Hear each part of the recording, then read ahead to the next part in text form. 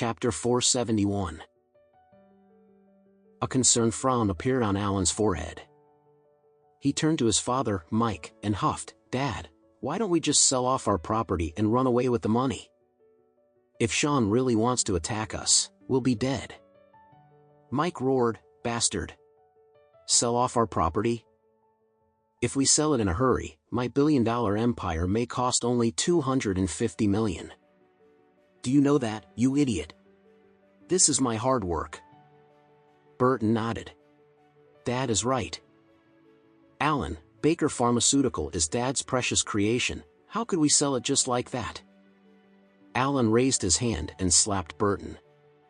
"Shut up, bastard. Do you think you have any say here?" Burton stumbled a few steps back because of the force of the slap, covering his face.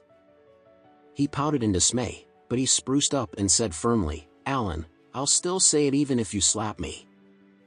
The company is Dad's hard work, we cannot sell it. I'm gonna fucking kill you." Alan's face turned into an ugly shade of red. He was about to jump on Burton when Mike, who had always looked down upon Burton, stepped up and stopped him. "Your brother is right. We must find a way to solve this. You can't just sell everything and take off. It's my legacy that I worked for my whole life." Then, Mike breathed a deep breath and said, "Listen carefully to what I'm about to say. Between you two, whoever can solve this crisis will be elected as the chairman of the Baker Pharmaceutical.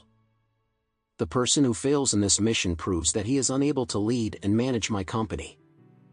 Alan burst out frantically, "Dad! How can this illegitimate bastard inherit your company?" Mike growled, "Bastard or not, he is still my son. If you, as the eldest son, are not capable, you'll be abdicated." Burton, who was quietly listening to their commotion, heaved a sigh of relief. He had been under duress in the Baker family for so many years. After all the humiliation and insults, it was finally his time to rise.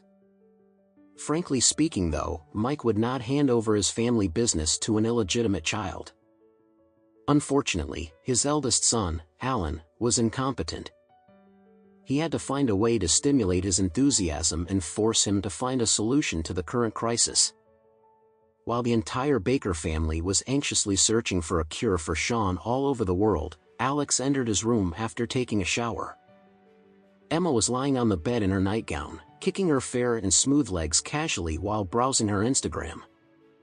On the usual days, she was very busy with her work and was mounted by enormous pressure. Thus, watching nonsensical things on her phone and reading novels in bed had become her greatest leisure. Alex was just lying down on his makeshift bed on the floor when Emma suddenly screamed and threw her phone away, which landed on Alex's face. Ignoring the pain, Alex asked nervously, "Dear, what's wrong?" Emma's face twisted into a grimace. "Yikes, I just saw a video on Instagram, it's very disgusting." Alex asked curiously, "What is it?" "Let me see how disgusting it is." He went to grab her phone that had fallen on the floor. Emma shrieked again, "Arg, don't look. It's disgusting." "How disgusting could it be? You've made me very curious." Then, he turned on the screen and glanced at it, and he was stunned by what he saw. It was Kotzawale, the creep who loved to psychologically manipulate girls. Looking at his hysterical reaction in the video, it was confirmed that Alex's hypnosis had worked.